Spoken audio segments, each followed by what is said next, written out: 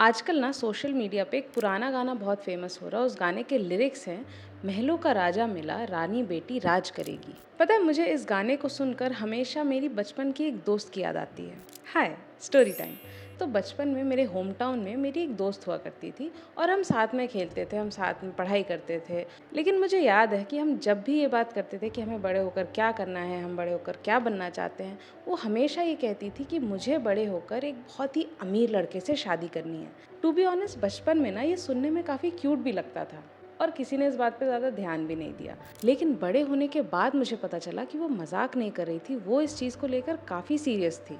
So basically उस लड़की के दोनों पेरेंट्स वर्किंग थे, क्योंकि वो एक अच्छे रिच बैकग्राउंड से नहीं थे और वो अपनी लाइफ बिल्ड कर रहे थे। उनकी सिर्फ एक बेटी थी और वो चाहते थे कि वो उसे दुनिया की best education, best opportunities provide करें। और उन्होंने काफ़ी मेहनत करके उसे बहुत अच्छे स्कूल में पढ़ाया, उसे सारी सुविधाएं दी और इस लड़की ने भी रिटर्न में बहुत अच्छे से पढ़ाई करी, बहुत मेहनत करी और फाइनली इसकी जॉब एक बहुत अच्छी कंपनी में लग भी गई। अभी तक तो सुनने में सब बहुत अच्छा लग रहा है, लेकिन असली ट्विस्ट तो तब आया जब इस लड़की ने जॉब लगने के बाद अपने पेरेंट्स से बोला कि वो इसके लिए कोई बहुत अमीर घर के लड़के का रिश्ता लेकर आए। ऑब्वियसली सब बहुत शॉक थे, क्योंकि आजकल जहाँ लड़कियाँ जॉब लगने के बाद शादी का नाम भी नहीं लेती हैं, वहाँ पे ये लड़की जॉब लगने के बाद तुरंत शादी करने की बात कर रही थी। खैर, मोस्टली पेरेंट्स की तरह इसके पेरेंट्स का भी सपना था कि वो अपनी बेटी की शादी भी धूमधाम से करें, तो उन्होंने अपनी बेटी के लिए एक बहुत अच्छे घर का रिश्ता ढूंढा। और क्योंकि ये भी पढ़ी लिखी काफ़ी काबिल लड़की थी, तो रिश्ता मिलने में कोई मुश्किल हुई भी नहीं। And within no time उस लड़की का रिश्ता इस लड़के से फिक्स हो गया। अब एक अमीर लड़के से शादी की एक्साइटमेंट में इस लड़की ने अपनी जॉब भी छोड़ दी। और क्योंकि उस लड़की के पेरेंट्स को लड़के की फैमिली के लेवल को मैच भी करना था, तो उन्होंने अपनी लाइफ की पूरी सेविंग्स इसकी शादी में लगा दी। And within 6 month she was married to this rich गाय।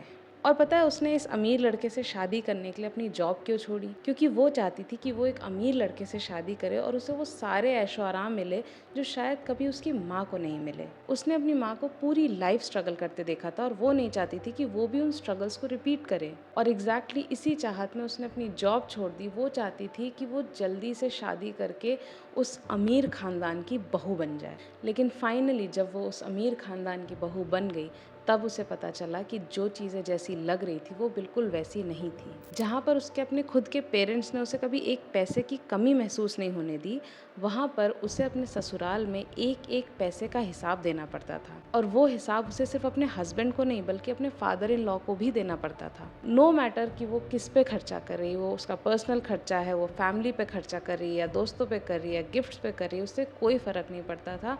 उसे हर एक पैसे का हिसाब देना ही पड़ता था। उसकी अपनी खुद की इनकम तो रह नहीं गई थी, इन्वेस्ट उसने कभी किया नहीं था और यहाँ पर उसे एक एक पैसे हिसाब करके ही मिलते थे, जिसको खर्च करने के लिए उसे प्रॉपर हिसाब देना पड़ता था।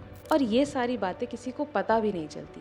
लेकिन एक दिन उसकी मदर हॉस्पिटलाइज्ड हो गई। उनकी एक छोटी सी सर्जरी होनी थी, जिसके लिए उन्हें 50-60 हज़ार रुपए की ज़रूरत थी। और ऑब्वियसली ज़रूरत के समय वो अपनी एक लौती बेटी के पास जाकर ही पैसे मांगेंगे, लेकिन उनकी बेटी के पास तो अपना एक पैसा था भी नहीं।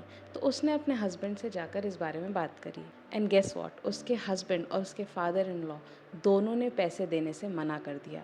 उन्होंने ये कहा कि अब तुम उस घर की बेटी नहीं, इस घर की बहू हो।